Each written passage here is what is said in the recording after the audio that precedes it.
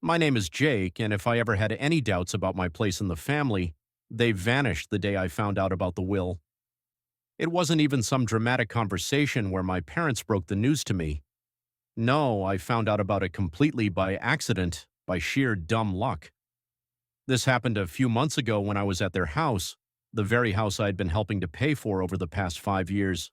Mortgage, periodic grocery shopping, fixing everything that broke. I was the one keeping everything afloat. Meanwhile, my brother Eric didn't do a single thing. And when I say nothing, I mean literally nothing. No work, no responsibilities, just endless idleness waiting for life to hand him everything on a silver platter. And it seemed our parents were more than happy to provide him with that life. On that day, I was helping my dad with some documents because he asked me to scan a few papers, legal and financial documents. I didn't think much of it until I saw a folder labeled Estate Plan, Last Will and Testament. I'm not one to snoop through other people's papers, but curiosity got the better of me. After all, I was the one making sure they had a home. It made perfect sense that they would arrange their assets for the future. My heart sank when I saw that everything, the house, savings, assets, went to Eric. There wasn't even a mention of me, apart from the obligatory lines about how they loved both sons equally. Sure, equally. That's why their golden boy got everything, and the one who actually kept them afloat wasn't even considered. I felt betrayed. I paid their bills, made sure they always had food, and they sat back doing nothing, planning a future where I had no place. Eric wasn't just lazy, he was confident in his exceptionalism. He never helped, never contributed a dime, but somehow convinced our parents that he was the one who deserved it all.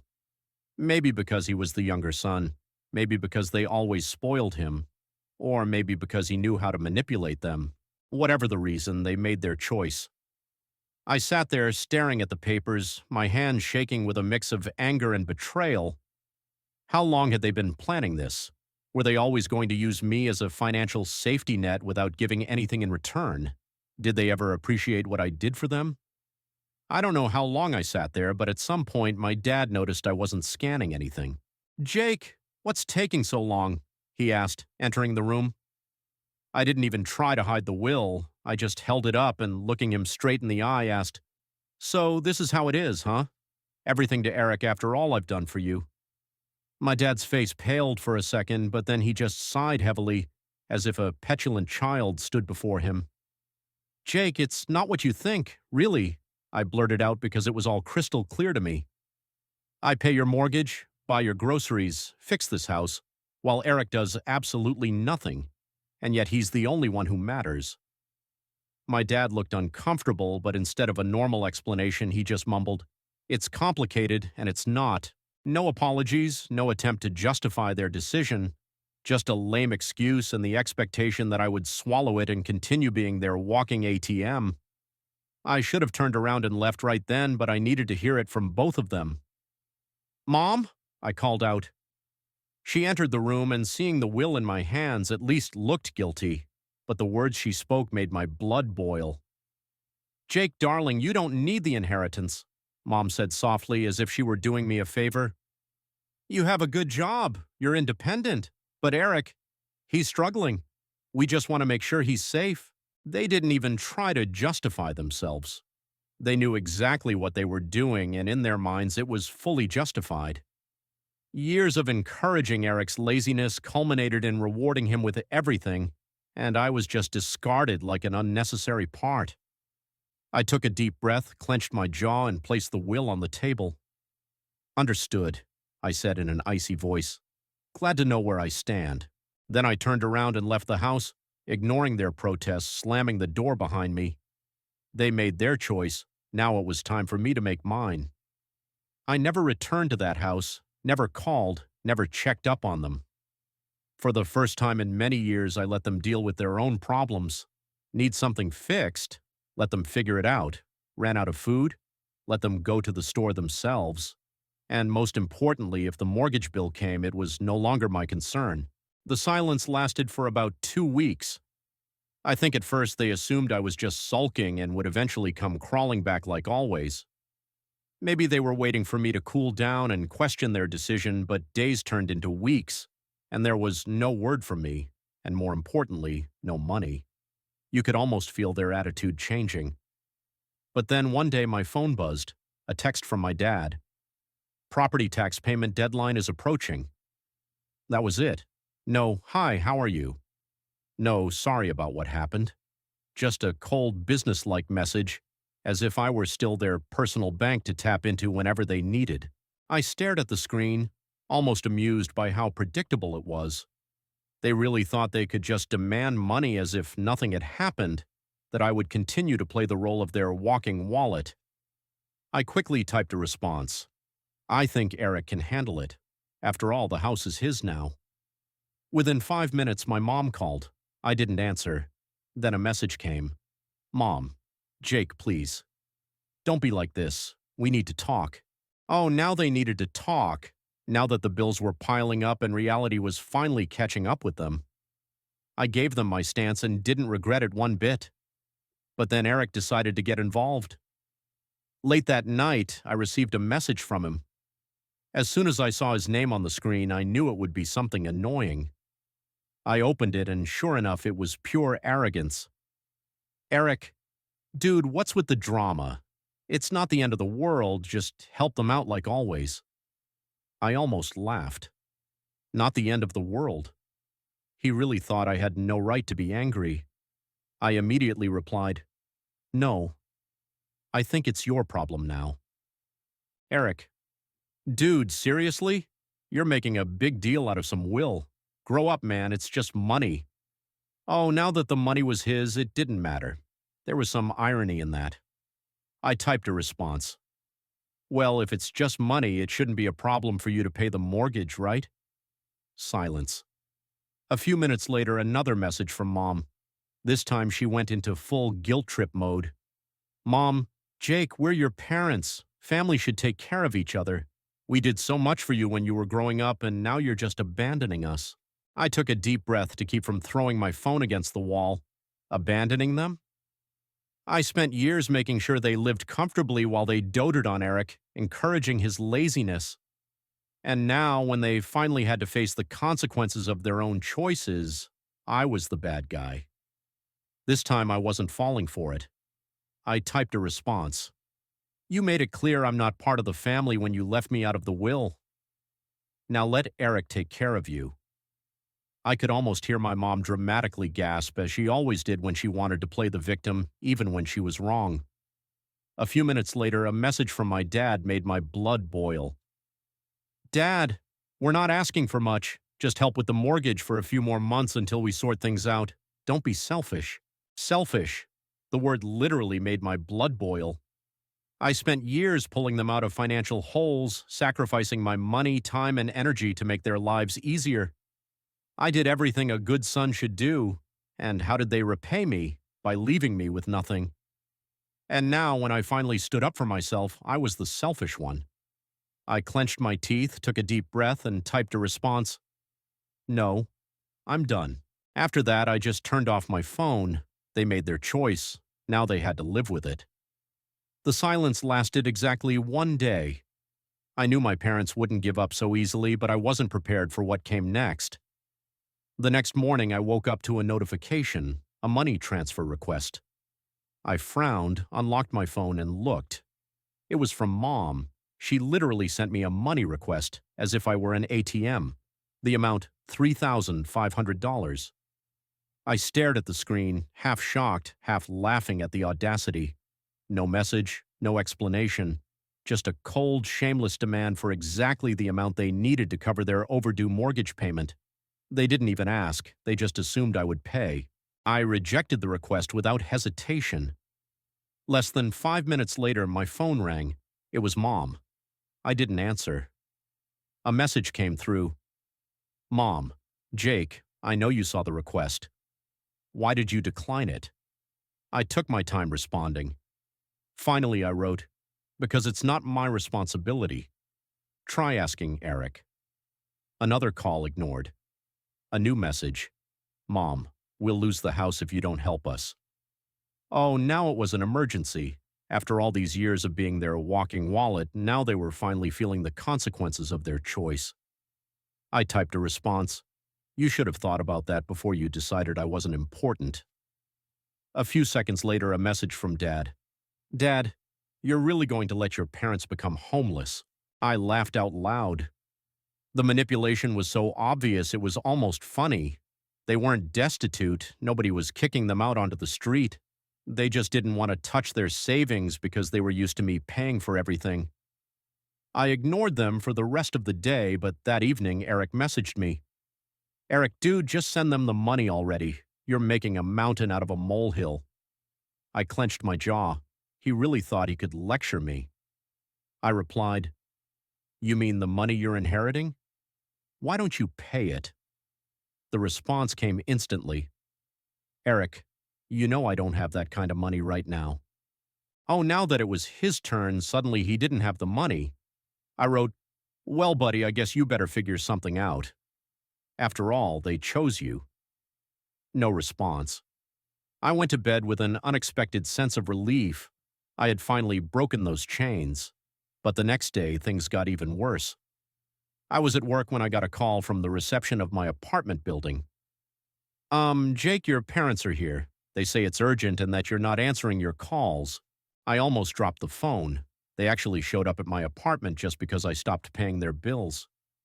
I took a deep breath, pinched the bridge of my nose, and said, Don't let them up. I'm not expecting them. There was an awkward pause. They're being quite insistent. I see. Well, tell them to leave. I don't want to see them. I immediately received a message. Mom, we're downstairs. Open the door. No questions, no explanations, just another demand. I didn't respond. Another message came through. Mom, we're not leaving until you talk to us. I exhaled sharply, leaning back in my chair. They weren't going to back down. Well, I was ready to teach them a lesson they'd never forget. I grabbed my keys and headed downstairs. With each step, my anger grew. I wasn't afraid, I was furious. What kind of nerve did they have to show up at my place uninvited, demanding money as if I were their personal bank? They didn't even call first, didn't try to apologize, just pure, shameless pressure. They really thought they could corner me and force me to comply like I was some little kid. I yanked open the door and there they were, my dad and of course Eric, standing shoulder to shoulder like they were about to stage a family intervention. Mom had her arms crossed, her signature disapproving look in full force. Dad stood with a tense face, hands in pockets, his gaze a mix of disappointment and superiority, as if he couldn't believe he had to deal with this in person. And Eric, that leech, had the nerve to look bored, as if none of this concerned him, as if he wasn't the cause of all this mess. As soon as Mom saw me, she launched into full dramatic mode. Jake, finally, we need to talk. I leaned against the doorframe, arms crossed. No, you need to leave. She blinked as if she physically couldn't comprehend what I had just said. Excuse me? Did you just… You heard me. You can't just show up at my place and demand money. This is insane. Dad scoffed. You're really going to let us lose our home over some petty grudge? I let out a cold laugh. Petty grudge? You mean the one where you decided I was good enough to pay your bills but not good enough to be in the will? That grudge, Mom gasped, clutching her hand to her chest. Jake, that's not fair. We did what was best for the family. I tilted my head, looking at her with genuine interest. Best for the family? You mean best for Eric? Then say so. Silence. Heavy, oppressive silence. Eric, who had been suspiciously quiet until then, finally spoke up. Listen, man, I don't want to get involved in this. I turned to him and finally let out all the anger I had been holding back. No, you just sat back and took everything handed to you. Get a damn job. His face instantly flushed red. Dude, are you kidding me? You're being ridiculous. I took a step forward. Ridiculous? You think I'm being ridiculous? I supported you for years and this is how you repay me? I straightened up, arms crossed. I'm done being your personal bank. You want to inherit the house? Consider yourself the homeowner. You want to be the golden boy. Pay the damn mortgage. Eric looked away, suddenly very interested in the pavement. Mom took a deep breath, clearly gearing up for another wave of emotional blackmail. Jake, he's your brother. I nodded. Yeah, and I supported him longer than you ever did. Dad's face darkened. He laughed bitterly. Oh, the irony, he said, waving a hand in my direction. You two decided Eric deserved everything, and I was nothing. And now, when you have to face the consequences of your choices, you're trying to make me fix it. Not gonna happen. I shook my head. Not this time. Mom's voice hardened. We thought you'd be the adult in the situation. I raised an eyebrow. Oh, you mean be the adult and silently swallow the betrayal and keep paying your bills? No, let's not pretend, Mom. That's exactly what you wanted. Dad stepped forward, trying to intimidate me like he used to when I was a kid. Jake, we raised you. We fed you, clothed you, gave you everything you have. He raised his eyebrows. Surely you can do this. Help us now. I met his gaze. I already helped for years. And how did you repay me? By writing me out of the will. We thought you'd understand. I sighed heavily, shaking my head. Oh, I understand perfectly. I looked at them. I understand that I was never family to you, just a wallet. And you, I said, turning to Eric, you had years to grow up, take responsibility, do something with your life, but you chose to leech off them. And why? Because you knew they'd always take care of you. I paused, then looked him straight in the eye and said the final thing I had to say. And when they're gone, you expected me to take over. What do you want me to say? Eric finally exploded. I never asked for this. I never asked to be. I nodded slowly. Exactly. You never asked. You just took. And now there's nothing left to take. Mom made one last attempt to guilt trip me. We're family. I looked at her for a long time, then slowly said, exactly. And yet you never cared about me. She froze. No words, no excuses, nothing. I took a deep breath, feeling lighter than I had in years. We're done here. I turned around, went back into my apartment, and closed the door in their faces. I didn't even make it to the couch before my phone buzzed with a message from Dad. You really abandoned us? I smirked and typed a response. No, you abandoned me. I just finally accepted it. I hit send and then blocked their numbers. But I had no idea that this would only make things worse. Less than a day later, everything spiraled out of control. I started noticing posts on Facebook. My parents were never tech-savvy, but they knew how to cause drama.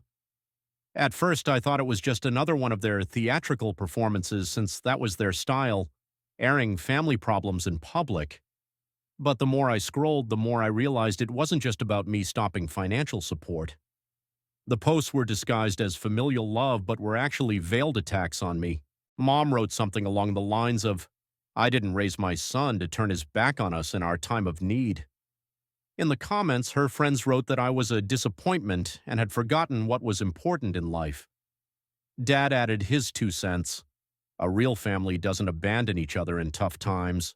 We gave our children everything, and this is the gratitude we get. Our son, who was supposed to help us, chose to abandon us. And he even tagged me in the post, ending with a passive-aggressive, I hope you're happy. But the final blow came from Eric. I should have known he wouldn't miss a chance to twist the knife. He made a post full of lies. Some people think family is just about money. They don't understand that family is about love and sacrifice. I would do anything for my parents.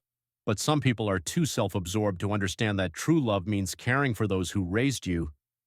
And of course, he added a veiled jab at me. I wish someone would understand what it means to be a real family. That was my breaking point. I sat there staring at the screen in utter shock. How did we even get here?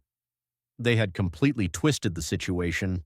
Now I was the villain, the selfish son who refused to support his sacrificing parents. The son who didn't appreciate all the love they had given me. How could they? I was the one who always helped, the one who never complained. I had to accept that they had convinced themselves they were right and were now telling everyone I was the problem. I didn't want to react immediately. I took a pause, calmed down, and waited a few hours. I wasn't going to get involved in petty online arguments. But the more I thought about it, the clearer it became that I couldn't just let this slide. They had tried to tarnish my name, and I was going to set the record straight. I took my phone, opened my personal Facebook account, which I only used for close friends and real family, and started writing a long post. I wasn't going to play their games. I didn't want a petty argument. I wanted to tell the truth. This is what I wrote. I've been silent for the past few days, but I can't stay quiet any longer. My family has been spreading lies about me online. They're painting me as the villain who refused to help his parents in their time of need. It's time to set the record straight. I have always supported my family. Ever since I got my first job, I was the one paying the bills, buying groceries, supporting them in every way I could. But there comes a time when you can't keep giving if you don't get anything in return, not even a shred of respect. For years, I watched as my parents chose Eric. The house, the money, the attention, everything went to him, while I was never even considered an equal. I was sure some of you would think, well, that's how family should work. But the truth is, family is a two-way street. When I found out that my parents had left everything to Eric in their will, I realized how one-sided our relationship was. They never even considered me, not even for a second. To them, I was only valuable when it was convenient. For years, I subsidized their lifestyle. I paid for their trips, contributed to their bills, even covered their property taxes. And for what? So they could treat me like a backup plan? I'm done. I'm not a wallet to be used whenever it's convenient. I am a person, and I deserve respect. I earned the right to be valued, not just when they need something. As for Eric, it's time for him to finally grow up. He's 28 years old and has never worked a day in his life. He has never taken responsibility for anything. Our parents encouraged his laziness for so long that it's no surprise he's their favorite. But here's the thing, he had plenty of time to sort out his life. Now it's time for him to learn to stand on his own 2 feet. To those who have been following this drama and supporting my parents, remember that every story has 2 sides. Yes, family is important, but family is built on mutual respect. I have given enough over the years, and I will not apologize for finally choosing myself. I am not turning my back on my family. I am simply refusing to be their victim any longer. Parents, I wish you all the best, but I will no longer be your doormat. I hit post and felt a sense of relief for the first time in my life. I had finally spoken the truth about my family, about how they had used me for years, about how they expected me to always be their savior but never considered what I needed. I was no longer going to let them control my narrative. The reaction was immediate. People I hadn't spoken to in years reached out. Some of my cousins, friends of my parents, and even distant relatives liked the post and messaged me, saying they were sorry I had to go through this. It was an incredible relief to tell the truth without the pressure, guilt, and manipulation. But then the backlash began. My parents and Eric were furious. Eric messaged me, "You're a traitor. You had to air our dirty laundry in public? You have no respect for family." Dad called, shouting into the phone, "You've ruined everything, Jake. You'll regret this. You'll regret turning your back on your family." But here's the difference. I didn't regret it. Not for a second. I blocked them all. I was done. And for the first time in my life, I was free. Free from their toxic influence, free from the role of scapegoat, free from the endless expectation that I would solve their problems over and over again. As the days went by, I felt the weight lifting off my shoulders. I was done being the person everyone expected to give and give without getting anything in return. Now I had the freedom to live the way I wanted. I deserved better. I still deserve better, and from now on, I choose to surround myself with people who appreciate me for who I am, not for what I can give them. It's time to move on, and I will do so forever. What do you think about this whole situation? Leave your thoughts in the comments below.